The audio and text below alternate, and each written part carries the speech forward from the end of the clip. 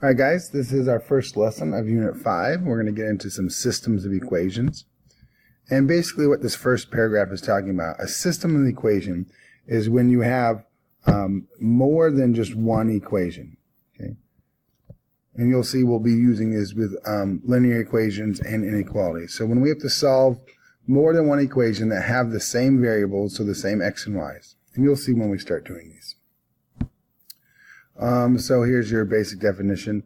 A point xy is a solution to a system that makes all equations true. So when we substitute that in, we want to make sure that it works for all equations.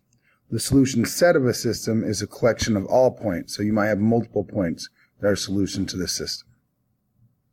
All right, for exercise 1, I'm pretty sure you guys could do this entire thing by yourself now. So I want you to hit pause and answer question 1 on your own. So do that now, please.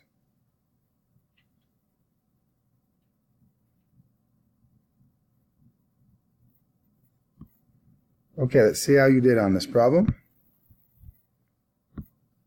So if you want to know if a point is a solution to the system, you should have plugged it in. And you can see that here's your x and y values. And I plugged it into this equation there, and I got 5 equals 5, which is a true statement, like it said above.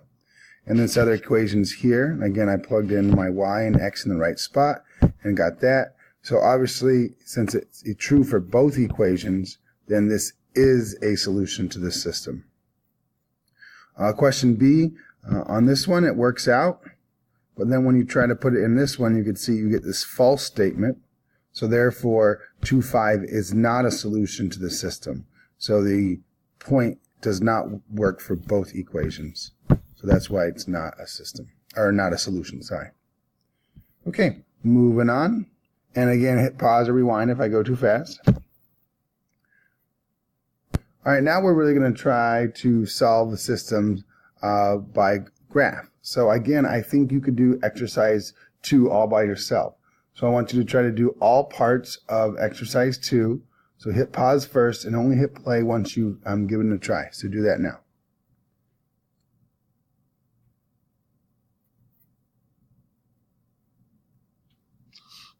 Okay, so how did you do? So first, you had to graph these 2 equations. Now, you guys should be good at this. When you look at this equation, you should be able to graph it. You should instantly see that, okay, the slope is the number in front of the x, so that's 2 as a fraction, 2 over 1, and our y-intercept is 5. And remember, slope means rise over run, and it's starting at 5. Now, the second equation, be careful. Remember, the slope is the number in front of the x. So in front of the x is a 1, which is really negative 1. Hopefully you know that. So the slope here is negative 1 over 1. And this 2 does not have an x on it, so that is the intercept. So you guys should be good at graphing these now. So on this first one, I started at 5, but I could not go up 2 over 1 because I'd be off the grid.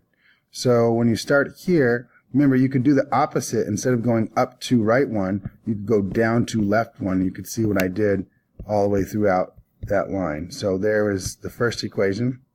The second one said start at 2 and go down 1, right 1. And you could see that that's what I did on this one.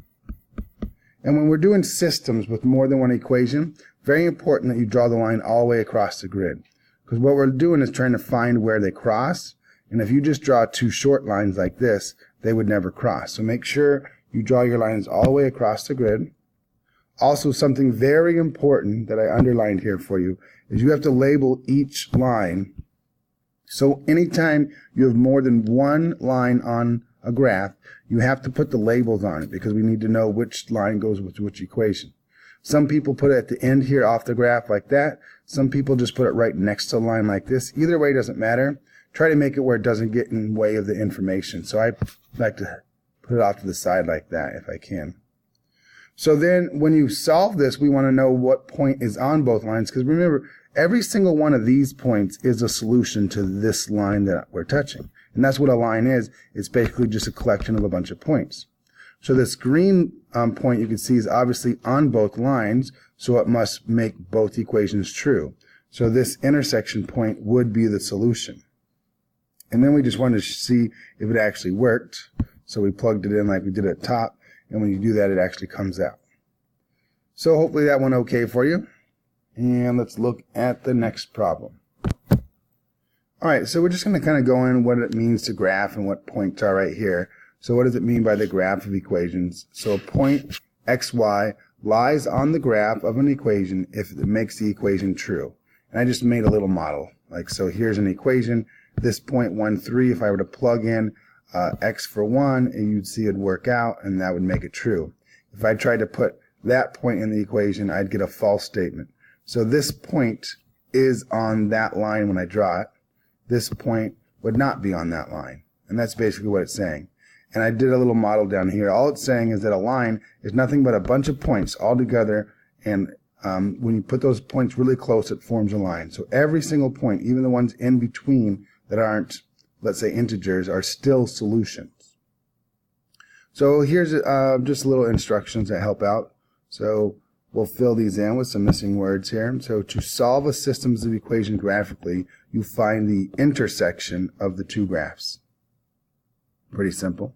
This works because any intersection must lie on both graphs. Because intersection points lie on both graphs, they must make both equations true. That's why they work. Because intersection points make both equations true, they are solutions. Oh, I should have said solutions, plural, right there, to the system, if you have more than one. So, good little thing to remember. It makes graphing systems pretty easy. And let's look at our last problem here. All right, let's not do that. All right, that's better. Don't want to show you all the answers. So here's a word problem. And again, I think with what you guys have, you should be able to do this entire word problem. So this is going to be a little more difficult, but I really want you to give it a try and try to answer all parts of it. If you have a pen, go get a pencil because you might mess up and have to erase. So read the entire problem. Try to answer A and B. So do that now, please.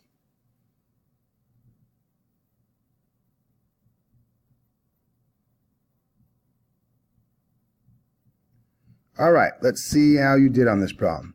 So this one here is the word problem, and we have Janelle, and I don't know how to pronounce this. I think it's Swetha. I'm not sure. Are taking 50 question true or false tests in their history class. Janelle started after Swetha had already finished 12 problems. Important information. Janelle answers questions. Oh, here's a rate, 2 per minute, while Swetha answers them at a rate of 5 questions for every 4 minutes. Janelle eventually catches up to Swetha. How many minutes does it take, and what question are they on? So that is questions there. Part A is asking us to create 2 linear models. So, and the important part when you hopefully you read is since Janelle started. So that's when our models really start, is when Janelle starts. So to write a linear model, remember you need a slope and an intercept. And for Janelle, when Janelle starts, she starts fresh. So at 0 minutes, she's done 0 problems. And it does give us a rate for Janelle of 2 per minute. So there's your slope, and she doesn't start on any questions, so her intercept would be 0. For Swetha, here is the rate, 5 questions per minute. But when Janelle starts, Swetha's already done 12 problems, so that is her starting point. So hopefully you were able to come up with these equations here. And you could see what I said. So Janelle's was 2 per minute. At 0 minutes, down here, if I were to look at the graph, at 0 minutes, she's done 0 problems. So her starting is 0. So I didn't use Y or X. You can, it doesn't matter. I just used questions in minutes to kind of fit what's on the graph. It's not a big deal unless they tell you what to use. Oh, they said M right there. But they didn't really put that in the instructions. And then Swetha, the rate was 5 per 4. And she started with already 12 done. So after 1 minute, you would move past that. So there's how I came up with my equations. You should be able to graph them. Be careful with this graph is that this one's going by 2s and this one was going by 1s. So you had to be careful when you were picking your points. What I did, since I didn't want to do in the half, since I didn't want to go up 5, 1, 2, or 2, 4, half in the middle, is I decided to change that to 10 over 8, and that made it easier, this rate, to do. So I just went 2, 4, 6, 8, 10, and then counted over 8 and got that point. 2, 4, 6, 8, 10, counted over 8. So here's where they both intersected there, and that would be our answer. And this answer was supposed to be written in there, but that's what we found out, that after 16 minutes, Janelle caught up to Smita because they're both the same at that point, and they had both answered 32 problems because that's what it says, questions answered. They're not on 32, they've answered 32. All right, hopefully that went okay for you guys. If you have questions, ask us in class and make sure that you know what you're doing by the end of class. All right.